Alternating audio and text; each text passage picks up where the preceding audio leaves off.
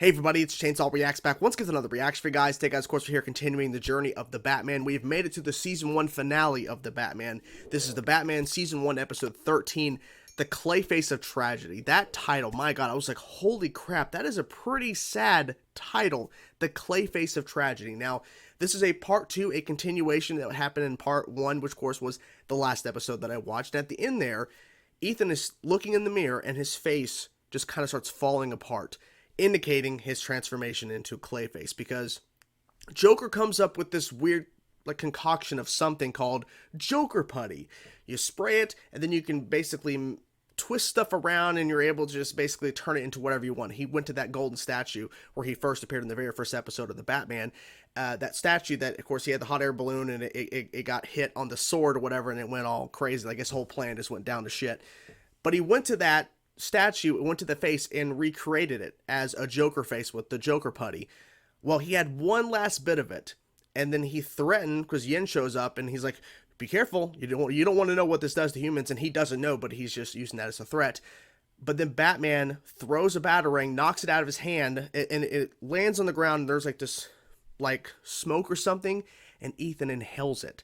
He's coughing the entire time the rest of the episode. He's clearly being really affected, and now we know what's happening. He's becoming Clayface. And it's kind of crazy. Like, there's only 13 episodes, of course, in this season. I think there's only 13 episodes in all the seasons.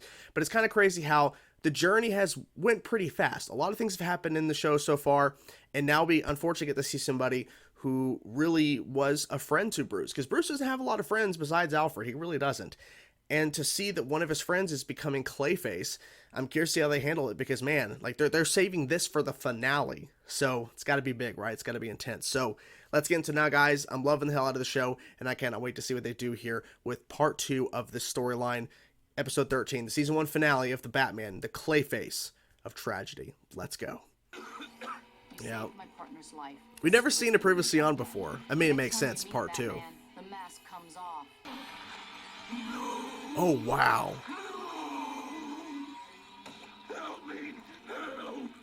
They're going to think he's a monster. They're not going to help him. I mean, he's trying to ask for help. He's... Back away from the woman. He didn't mean to do that. He didn't mean to do that. Oh, shit. Take time for Ethan to recover from his trauma with Joker. Oh, he's not recovering. I'm sorry. It's getting worse. You really should think about turning in, Master Bruce. We're under attack from some kind of Clayface creature. Clayface creature. Wow. That's... Could be the night's just getting started. Yeah. Cut the water. I think we did it. We beat No. No, you didn't. No. I like that shot. What about the Batman? What about the Batman? That's nothing to do with Batman right now. First of all, while it may seem like Gotham PD He's is back. a recent run of good fortune, our latest successes are no accident. That was weird. But part of my new zero tolerance for freaks. No, against freaks. No. Oh, trying to get his words right. Uh-oh. It's definitely changing his mind or warping his mind. Wow, he can jump far. And he's out. Clayface. Yep. Attacked me. Batman's working with Clayface? No. Yes, I don't know. He doesn't Just take him know. down. Both of them. Just be honest, he saved you. Careful.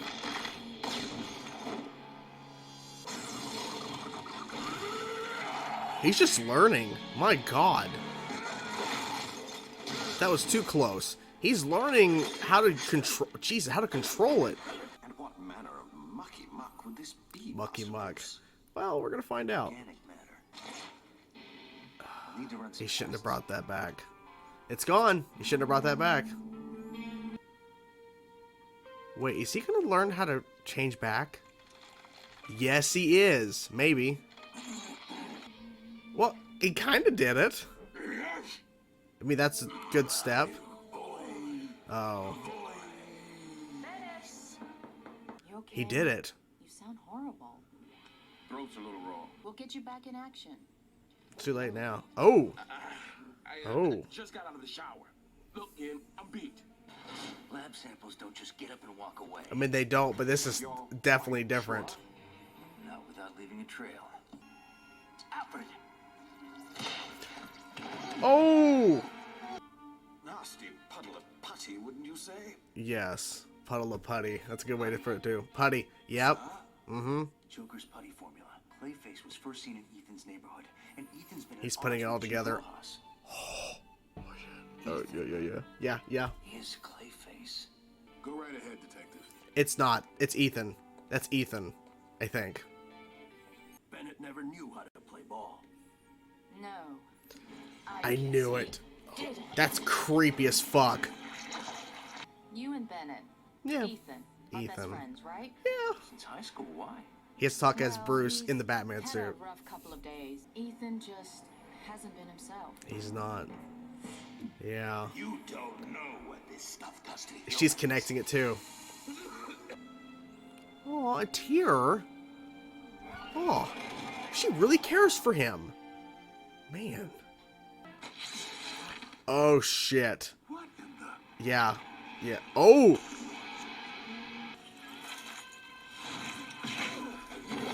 Okay. I would assume that killed them. Jesus Christ, what is he doing? It's a cool shot. And the bird's flying away. Oh, that's awesome. I love the visuals, man. It's the code you live by that matters. And you don't want to cross a line you can't uncross. Exactly. Maybe you haven't noticed, Bats. It's not cool to reveal secret identities yet. Yeah, it's not cool. When I can be anyone I choose. And when I'm no longer sure. What in what the I am. fuck? That's quick. Oh! Turn yourself in, Ethan. not gonna do We can help you. It's too late. You don't get it, do you? You don't get it. Joker didn't just melt my skin. He melted my mind. Mm-hmm, he did. Can you imagine if he actually killed him? Smart. Okay, good. Ooh. My God. Ooh. Okay, that's gonna kill him. Water, exactly. There's no blood on your hands yet. Please, Ethan, don't cross the line. Don't cross the line. I mean, you should make a point. You haven't killed anybody yet, so technically, it doesn't matter. You defending the Batman? I never thought I'd see the day. Yeah. He's just out of there. Ethan! Wow. The next time we meet Batman, the mask comes off. Don't you do it. Don't you do it. Leave it alone. But I decided against it. Didn't even peek. No cuffs, no backup. I'm not sure I understand. He was right. Gotham needs the Batman. Could Finally. use your badge for thinking Finally. that way. Oh, if you ever need me, I think she will call you. The Batwave. I miss him. You'll find him. And then He's gone. I mean, what are you gonna do? Find a way to help him. He's there. Okay, and then he's gone. Yep. he could be anywhere. That's the issue too with him being on the loose like this. Anyone, exactly, anyone.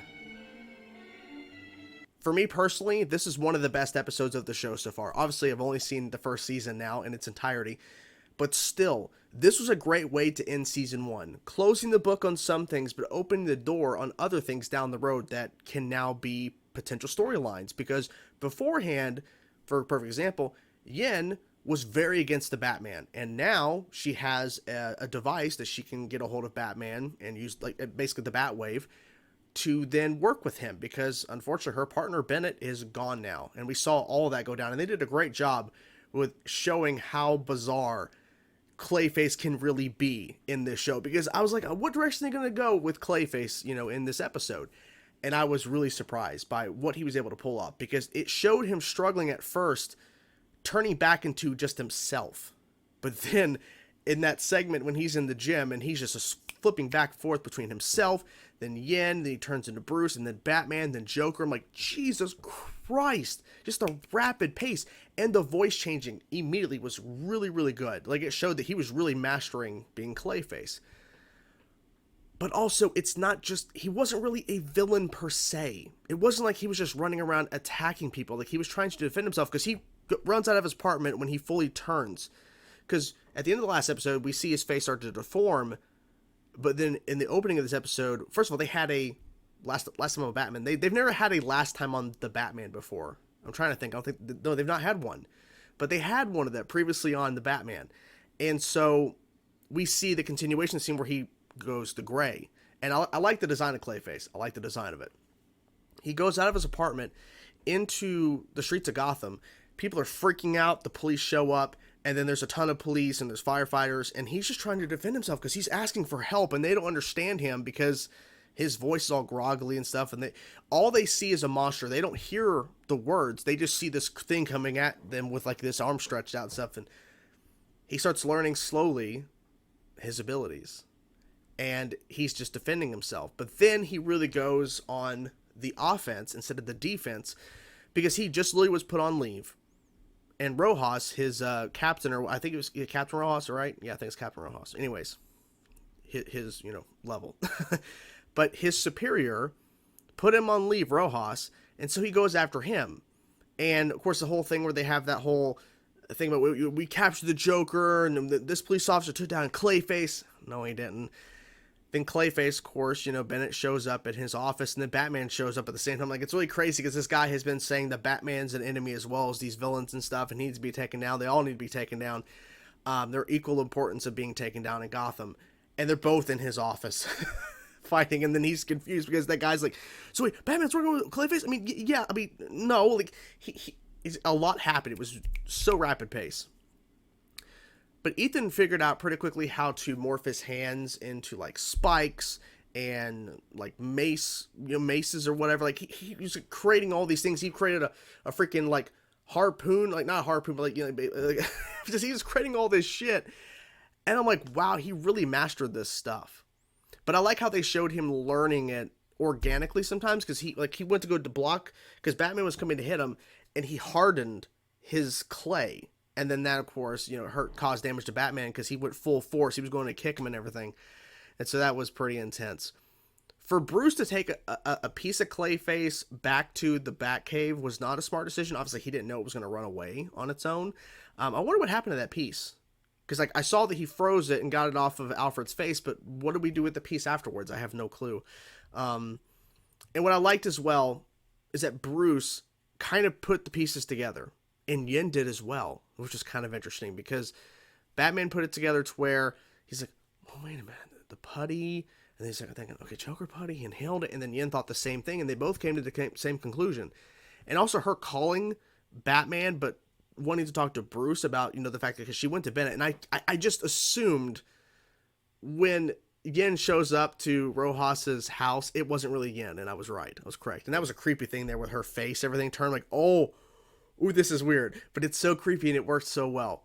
But the call, getting to that point, the call she made to have Bruce talking as Bruce while in the Batmobile, talking in the bat suit, talking as Bruce was a little strange.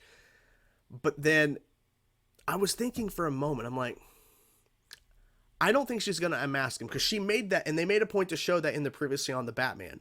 Where she said, next time we come face to face, Batman, the next time the cowl comes off. And then she had an opportunity to peek and see who it really was.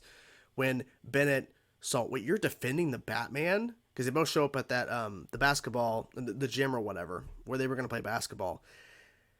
And Bennett, because I'm thinking, Bennett's not going to kill anybody, because she makes a point, there's no blood on your hands. You haven't killed anybody. She didn't say that line because you can't say that on kids' TV show. You haven't killed anybody.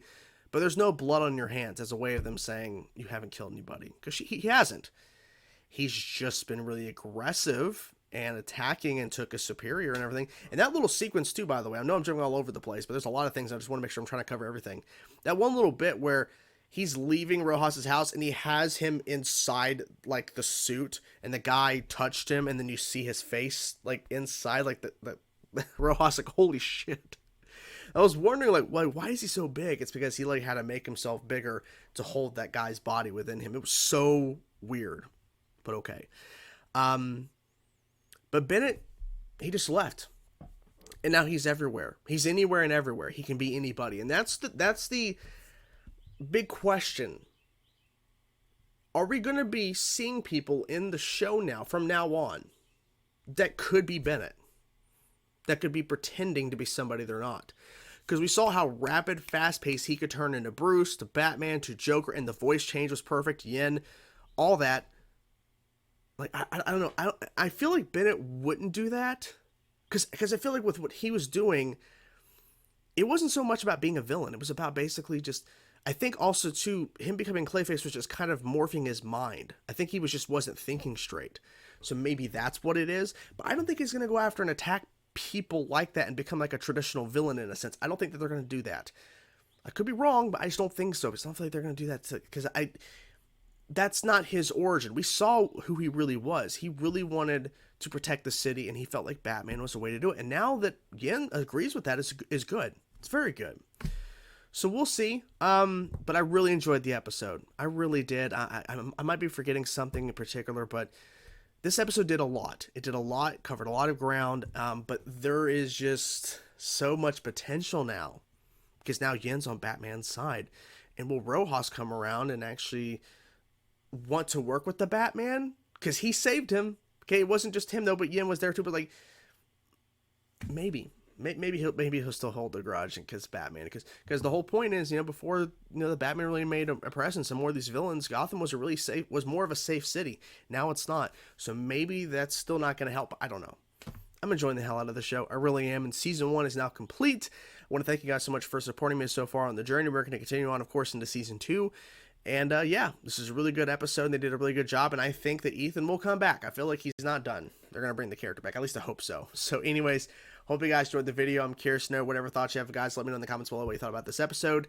And I will talk to you guys soon. Peace out.